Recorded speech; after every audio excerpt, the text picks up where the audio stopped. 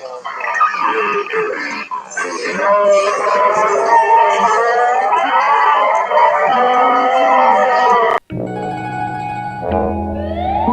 watching Treehouse.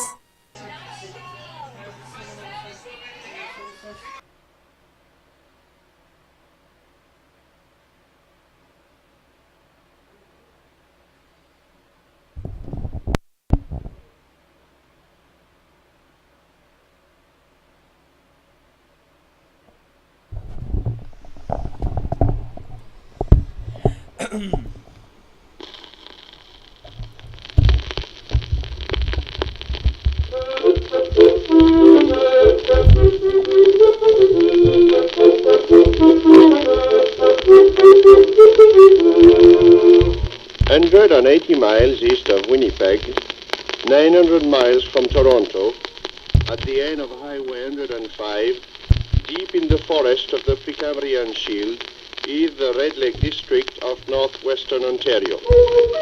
It has been a long time since, about 1786, one first heard of a trading post named Red Lake. An Indian legend said that once a big animal came browsing along the shore of the lake. It was killed, and its blood flooding the water tinted it red.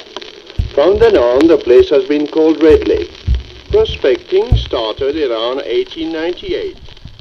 But it was not before 1925 that a prospector, Lord Howe, discovered gold. By 1926, 3,600 claims had been staked. Since then, the district has known boom and occasional recession periods, which fortunately have ended by now. The first settlers found that communication was their main problem. In winter, they were supplied by planes or docked in sleds when it was possible. In summer, boats, swings, as well as planes used to put a temporary end to the isolation of the dense bush.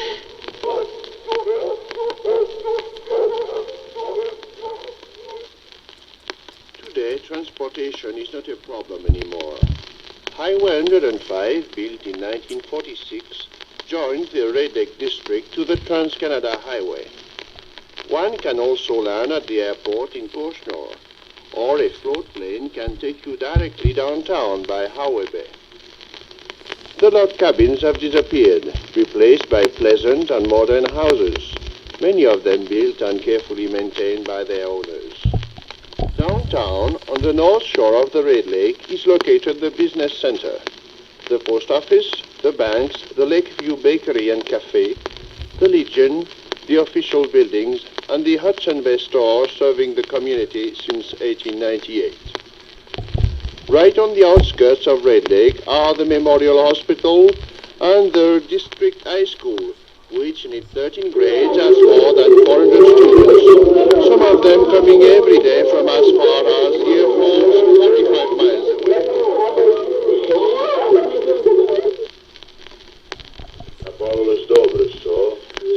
Wherever you go around here, you are bound to hear many languages spoken. English, Ukrainian, Italian, German, French, and Ojibwe. About 600 Indians, Salto, and Crees live in the area. And you are liable to see an Indian woman carrying a baby on her back in a picturesque Tikanogan. Red Lake District's main activity is gold mining, which was responsible for the birth of the town. After Red Lake was founded, adjacent and prosperous communities grew up, also from gold mining. They are Mackenzie Island, Matson, Cauchemar, and Bomaton. Today, the mines employ more than 1,200 people for a yearly production of $17 million of gold, in which several companies are involved, as Campbell Red Lake Mines Limited, Cauchemar Willens Gold Mines Limited, Dickinson Mines Limited, and Matson Red Lake Gold Mines Limited. The landscape is dominated by the high eight-frame towers, flanked by the grey dump piles. Underground in the stopes, the miners drill, blast, muck, and take up the promising ore. Let us go now to one of the mines to listen to the sound of its particular activity. First, this is a call of the hoist at level 7. That means 700 feet down.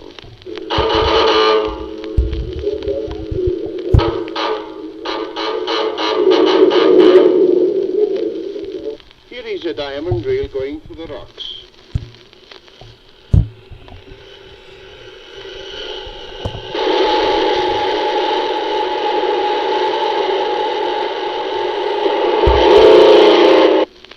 Hang up to your eardrums now. This is a blasting operation.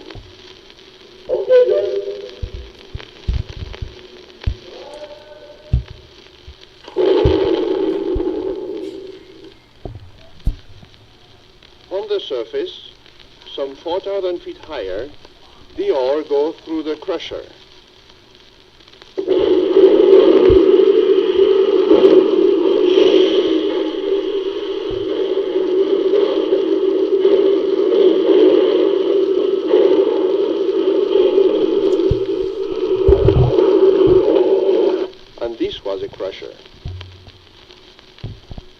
Then it undergoes cyanidation at room temperature. Finally, after being refined in small blast furnaces, the precious metal flows. Frozen into shining bricks, the gold is then flown to the mint in Ottawa.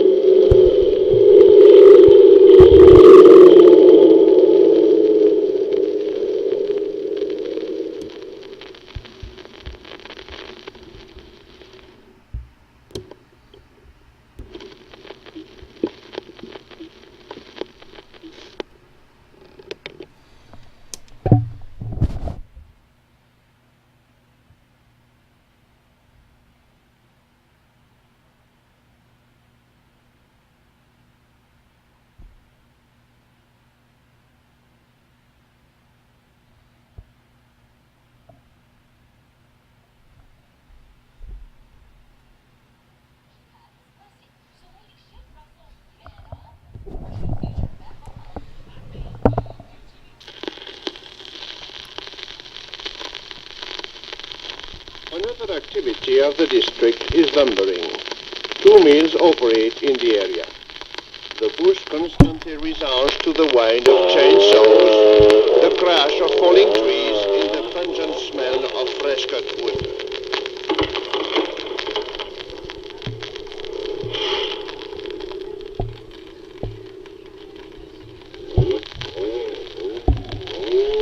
But if the people of Red Lake work hard, a lot is also offered in the field of recreation. The different theaters show fine movies. Numerous fans of Canada's national sport gather with friends at the hockey game. Many people spend their evenings curling or bowling. Barmerton also has a 9-hole golf course. Several times per year, well-known artists come to Red Lake to give classical concerts and recitals. A well-provided library offers a great variety of books for the more restful moments. In summer, nature grants its best to the lovers of outdoor life. The sun visits the beaches at Cochenour, Barmerton, and Red Lake, the latter being a realization of the Kingsmen's Club. The fishermen's boats roll on the lakes. All sorts of catches are brought back, for there are many lucky strikes: walleye, muskies, northern pikes, bass, and lake trout. Houseboats and sailboats anchor in the peace of the great wilderness.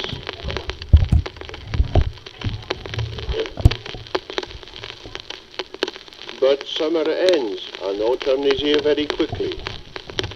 Then is the time for the real call of the bush. The Red Lake area is also a big country for hunting. The last and largest inflow of tourists is attracted by this great sport. About 15,000 visitors come every year, Canadians, Americans, from as far as Florida or Texas, but mainly from Illinois, Minnesota, and Iowa. Specialized stores supply everyone with the most complete hunting outfits. It is a new fever which has got everyone. People drive in or fly in. Companies like Green Airways Limited take you deep into the bush in the hands of famous and skilled bush pilots. At the camps in the heart of the forest, guides wait for you. The bush sound of the loud reports of heavy rifles aimed at deer, bear, wolves, lynxes, and moose.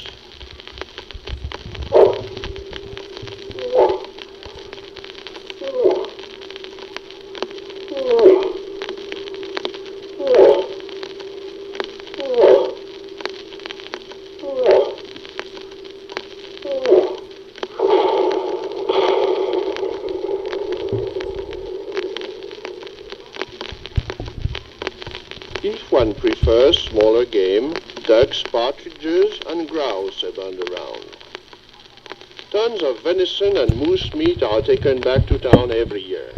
In 1965, after 3 weeks of hunting, 27 moose had been killed at a single campsite, and more than 400 moose tags had been taken back to the game warden the same year.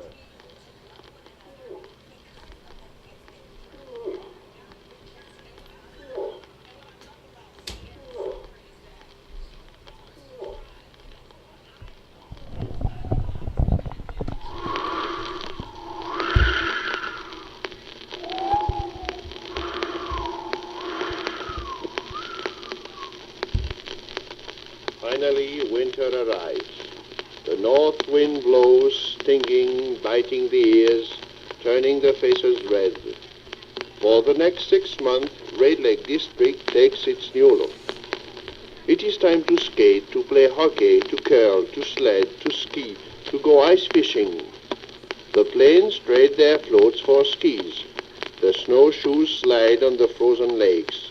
Snowmobiles roar in the bush, and the footsteps sound lightly in the crisp snow and the brisk air.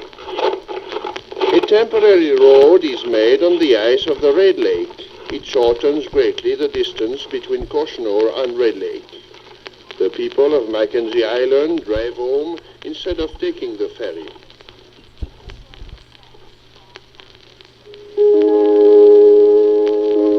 Christmas comes and people rejoice on their way to the churches, called by their merry chimes.